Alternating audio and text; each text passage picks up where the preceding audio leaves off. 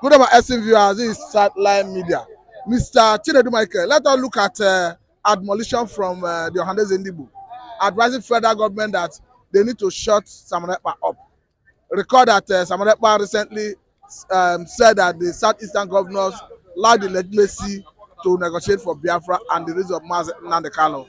Now, they say the best way to shut Simon Ekpa up is to release and Nnamdi Kanu. That when they do that, Simon Ekpa will be shut up. No, of course, Ohaneze to an extent, has been very, undecisive in when it comes to the issue of Nnamdi Kanu, except that currently now, the only person that I saw that made a lot of impact, was during the reign of, Wodo. Yes, Nyawodo. I can remember his name as at that time. He made a deep effort as at that time, but unfortunately, the former administration did not listen to him. But if you look at what Ohaneze is trying to tell federal government now, I don't think that statement is going to have any effect, given the standard and decision that Simon Ekpa has made, on himself and about the issue how to liberate and restore Biafra. That Simon Ekpa is not going to listen to any kind of rhetoric coming from the Ohaneze based on trying to shut him out. If they release Nnamdi Kanu, of course, we are going to see another advanced level of agitation. That is not we don't want to look into that, but cautiously, I think to an extent Ohaneze should be able to leave that angle, because what is disturbing Igbo today is still disturbing them. The kind of injustice, marginalization, nepotism, neglect, non-inclusive in the Nigerian project is still there. What has led to the revolution to Biafra is still there. Everything that has created the Biafra scenario is still there. So until those things are being looked into and resolved, there's no need of somebody like Simon Ekpa, who has decided that this is the path I'm going to take to add value to the Biafran restoration. That's where I see it. And he will continue to add value whether Nnamdi Kanu is being released or not. And you can see releasing Nnamdi Kanu has become a political factor now. Because it looks like the eastern governors is saying a different thing, and Ohaneze is saying a different thing. Ohaneze, I think to understand, they are trying to be more careful, because they do not want to be seen, or they want any statement that will kind of distract federal government or the ongoing negotiation on the release of Nnamdi Kanu. I think based on that, that's what they're trying to say. But telling anybody that Simon Ekpa should go down or should shut up on Biafran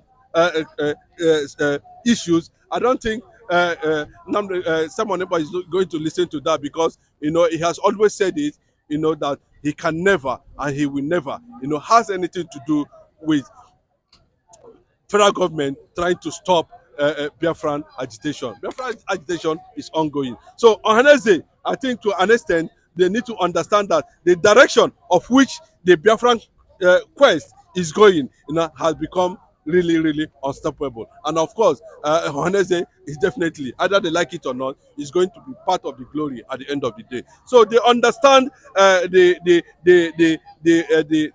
the position of so many ethnic groups in Nigeria, considering the fact the position of Ohaneze in Biafran context, and that's the angle they are speaking from.